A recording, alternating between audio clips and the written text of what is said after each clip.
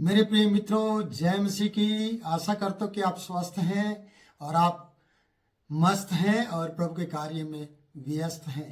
प्रियो, प्रभु के साथ समय बिताना ये भली और मनोहर बात है। ये उस उत्तम तेल के समान है जो हारून के सिर पर डाला गया और सिर से लेकर उसके वस्त्र की छोर तक वो पहुंच गया।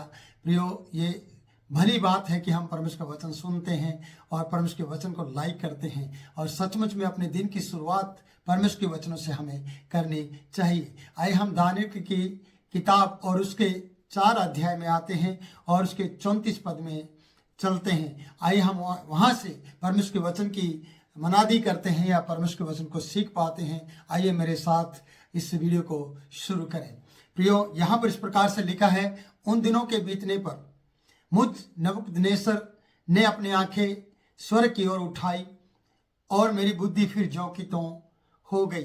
तब मैंने परमप्रधान को धन्य कहा जो सदा जीवित है। उसकी स्तुति और महिमा यह कहकर करने लगा, उसकी प्रभुता सदा की है और उसका राज्य पीढ़ी से पीढ़ी तक बना रहने वाला है। प्रियो, यहाँ जब हमने वचन को पढ़ा है, हम देखते हैं जिसको पशु के साथ चारा खाने का मौका मिला है, जिसकी कमर, जिसका शरीर आसमान की ओर से भिगा करता है, जिसके बाल उकाब के पक्षी के पंखों के तरह बढ़ चुके हैं, जिसके नाखून चिड़ियों के पंजों के समान बढ़ गए हैं और उसका हाल बुरा हाल है और वो मनुष्य में से निकाला गया है। और मनुष्य में से निकालने का कारण क्या था प्रियो, उस वीडियो में मैंने बताया है। उस वीडियो का लिंक मैंने इसकी डिस्क्रिप्शन में दिया है। वो कारण ये था कि जब उसने अपना आप को बड़ा बनाना चाहा और अपने अंदर घमंड को उत्पन्न किया और जब वो अपने अंदर ऐसे विचार लेकर छत पर, महल की छत पर घूम रहा था और ऐसे विचार कर रहा था, तब परमेश्वर की आकाशवाणी उसके लिए हुई कि अब नबूकदनेस्सर, तेरा राज्य तेरे हाथ से निकल गया है। और तुरंत ये मनुष्य में से निकाला गया। तुरंत जो स्वप्न इसने देखा था वो इस पर घट गया था। इसलिए प्रियो, मैं ऐसा कहना चाहता हूं कि परमेश्वर भला करने वाला है, परमेश्वर चंगाई देने वाला है, परमेश्वर अच्छा सुनना चाहता है, परमेश्वर अपनी आराधना स्तुति आपके द्वारा लेना चाहता है। क्या आप तैयार हैं कि परमेश्वर आपको ज्यों का त्यों कर दे? कि आप तैयार हैं कि परमेश्वर आपकी हर एक घटी को पूरा करे और जो आप चाहते हैं परमेश्वर उसमें आपकी सहायता करे? इसलिए प्रियो, मैं आपसे कहूंगा कि यहाँ पर राजा, उन दिनों के बीतने पर नबूकदनेस्सर राजा ने अपनी आंखें स्वर्ग की ओर लगाई।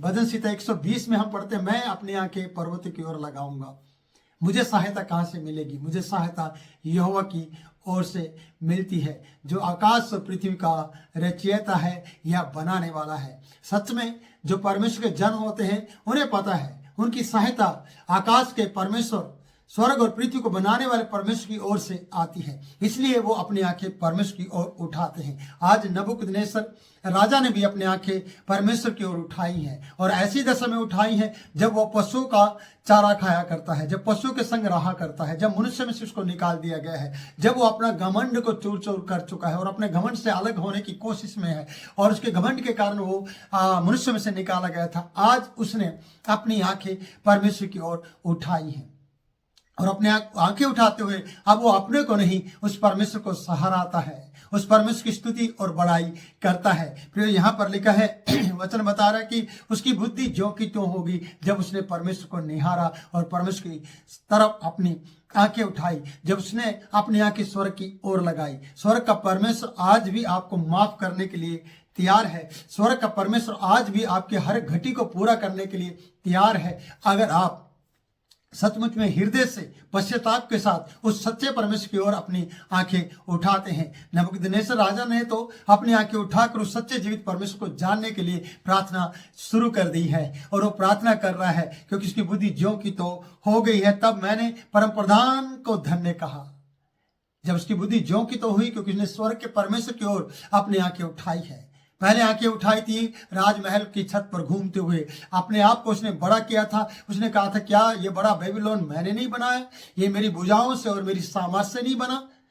क्या उसने कहा कि ऐसे मेरे प्रताप और मेरी बड़ाई के लिए नहीं बनाया गया, ये मेरी वजह से और मेरी ताकत से बना है। तभी परमेश्वर ने उसे जानवरों का सा मन दे दिया, जानवरों के बीच में उसका निवास स्थान कर दिया और वो मनुष्य में से निकाला गया। और मैंने बताया है प्रियो कि उसके हालात बिगड़ गए। जब उसने पश्चाताप किया, जब उसने अपनी आंखें परमेश्वर की ओर उठाई, तब उसके जीवन में परिवर्तन आया। इसलिए कहता है कि जो सदा जीवित है वो ये बात कह पाया और उसकी स्तुति और महिमा यह कहकर करने लगा और उसकी प्रभुता सदा की है। ये स्तुति आराधना करने लगा और ये कह दिया उसकी स्तुति और उसकी प्रभुता सदा की है और उसका राज्य पीढ़ी से पीढ़ी तक बना रहता है। जो अपने ऊपर घमंड कर रहा था, जो अपने ऊपर अपने ही राज्य को विस्तार कर रहा था, जो अपने ही राज्य में कह रहा था कि मेरी ताकत से मेरे बल से बना है, उसको परमेश्वर ने एक सबक सिखाया। और नबूकदनेस्सर आज दीनता और नम्रता में आकर सच्चे जीवित परमेश्वर को ये बात कह पाया है। आइए प्रियो हम 35 पद में चलते हैं। नबूकदनेस्सर क्या कह रहा है? नबूकदनेस्सर ने इस प्रकार से कहा, पृथ्वी के सब रहने वाले उसके सामने तुच्छ गिने जाते हैं। देखिए, अपने आप को भी उसने अब तुच्छ समझा है। पहले महान व्यक्ति और महान राजा समझता था और पावरफुल और शक्तिशाली उस सामर्थ्य समझकर उसने घमंड किया था और परमेश्वर ने उसे पशु और पशुओं के साथ उसका निवास स्थान कर दिया था। आज वो ये बात कह रहा है कि सब रहने वाले उसके सामने तुच्छ हैं, तुच्छ गिने जाते हैं, छोटे गिने जाते हैं, छोटे से गिने जाते हैं। और वह स्वर्ग की सेना और पृथ्वी के रहने वालों के बीच अपनी ही इच्छा के अनुसार काम करता है।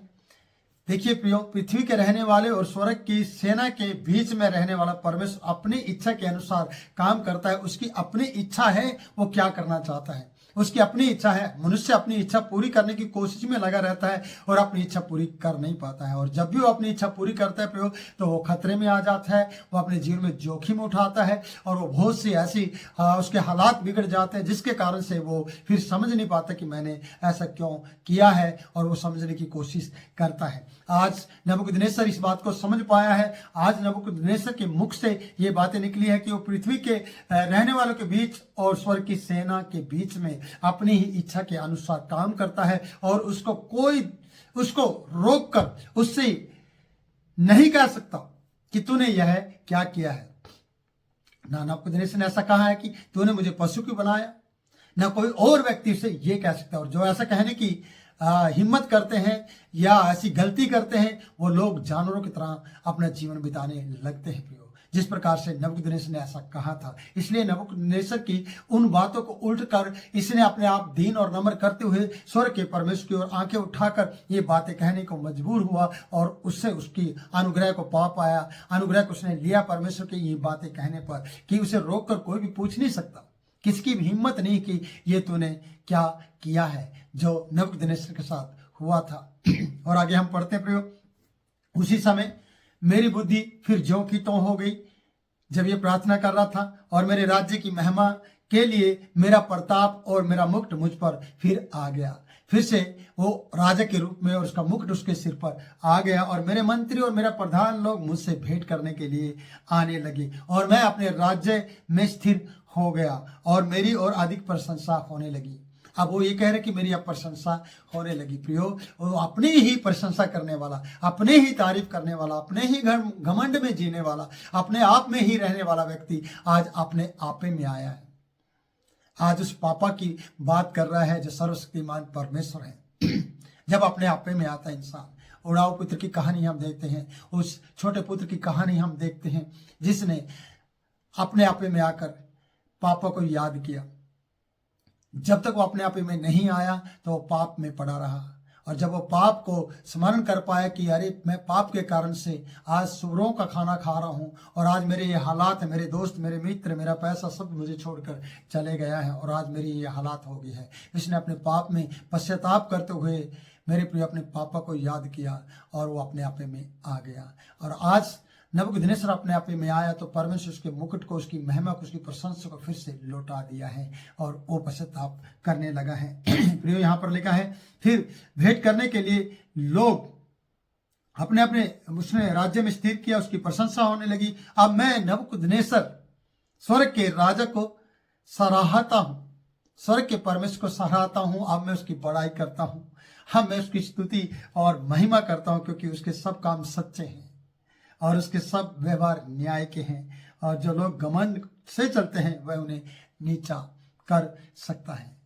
ये अपने आप बीती बात है प्रियो, अपने आंखों देखी बात है, अपने जीवन में हुई घटना है, जो इसके जीवन में घटी, इसकी आप बीती बात है। मैं ऐसा कहना चाहता हूं कि इसके जीवन में जो हुआ वो इसने बताया है। जिसने ये कह रहा है, इसकी बातों पर आपको विश्वास करना चाहिए कि वह उन्हें नीचा कर देता है। जो लोग घमंड से चलते हैं वह उन्हें नीचा कर देता है। इसलिए घमंड ना करें प्रियो, आप घमंड वाली बात कभी ना करें। आप हमेशा अपने आपे में रहें और आप बीती बात परमेश्वर के सामने करें और आपकी बात पर विश्वास किया जाएगा कि आपके जीवन में परमेश्वर ने किस प्रकार से कार्य किया है और किस प्रकार से आप परमेश्वर के कार्य में बने रहते हैं, किस प्रकार से आप परमेश्वर के सुसमाचार को बांटते हैं, कितने हालातों को आप सहन करते हैं। कई बार आपके घर में खाना नहीं होगा पर आप परमेश्वर के नाम को कभी भी मना नहीं करेंगे, नाम लेने से कभी भी पीछे नहीं हटेंगे और आप ऐसी परिस्थिति के अंदर भी परमेश्वर को धन्यवाद देते रहेंगे। इसलिए नबूकदनेस्सर राजा जो जानवरों की तरह जीने लगा था, जो जानवरों के बीच में रहने लगा था, उसने जब अपनी आंखें उठाई तो सच्चे जीवित परमेश्वर को वो देख पाया प्रियो। और सच्चे जीवित परमेश्वर ने फिर से उसके राजपाट को लौटाया, फिर से उसको उसी पदवी पर रखा, फिर से उसकी प्रशंसा होने लगी, फिर से लोग उसके लिए भेंट लाने लगे और उसका राज्य का विस्तार किया गया।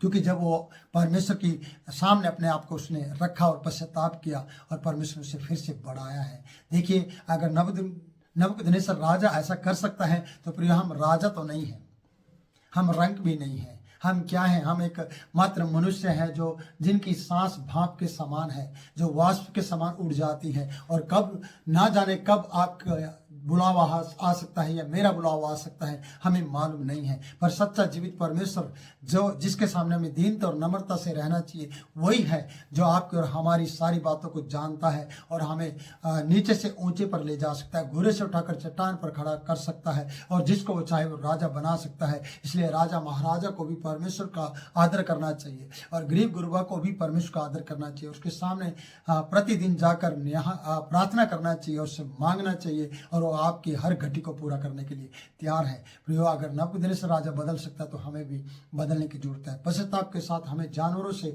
इंसानों में बदलने की जरूरत है। हमें विश्वासी से सही विश्वास करने की जरूरत है। खाली आपका नाम ईसाई होगा, ईसाई से काम नहीं चलेगा, आपको सही होने की जरूरत है और आप परमेश्वर के साथ अपना समय बिता पाओगे। तो ये वीडियो आपके लिए आशीष का कारण बने। मैं परमेश्वर दास अक्सर आपको याद किया करता हूँ, आपको प्रार्थनाओं में याद रखता हूँ। मैं आशा करता हूँ कि आप भी मुझे प्रार्थना में याद रखते हैं। प्रियो, हमें प्यार दें और प्रियो हमारे लिए प्रार्थना करें। प्रियो, हमारे चैनल को ज़्यादा विस्तार करें और चैनल को आगे बढ़ाएं दूसरे लोगों तक, ताकि वो लोग भी इन वचनों को सुन सके। लाइक कर दें, शेयर कर दें और साथ में हमें कमेंट दें, लिखें, जिसके कारण से हम उन्हें पढ़ें और आपके लिए प्रार्थना करें। आप हमें प्रार्थना विषय भी दे सकते हैं इस वीडियो के माध्यम से। आप हमारे लिए जो भी आप करना चाहते हैं, आपके दिल में परमेश्वर अगुवाई करता है, आप वो कर सकते हैं। प्रियो, पर गलत बातें ना करें जिसके कारण से आपका घमंड आपको चूर-चार ना कर दे, आपको मनुष्यों से हटाकर जानवरों में स्थिर ना कर दे। इसलिए आपको आंखें उठाना है और सर्वशक्तिमान परमेश्वर से अपनी सहायता मांगना है और पश्चाताप के साथ फिर से इंसानों में राजा के रूप में रहने के लिए अपने आप को तैयार करें। प्रभु सचमुच में आपको बहुत ऐसे आशीष दे और आपके दिन को बना दे और दिन भर परमेश्वर आपकी अगुवाई करते हुए उसके फरिश्ते आपके साथ चले। तो आपने दिन की शुरुआत करें और अपने दिन में परमेश्वर को याद करें। प्रभु इन वचनों के द्वारा आपको फिर से बहुत ऐसे आशीष दे। फिर मिलूंगा नए वचन के साथ नई वीडियो में। तब तक के लिए मैं आपसे विदा लेता हूँ। जय मसीह।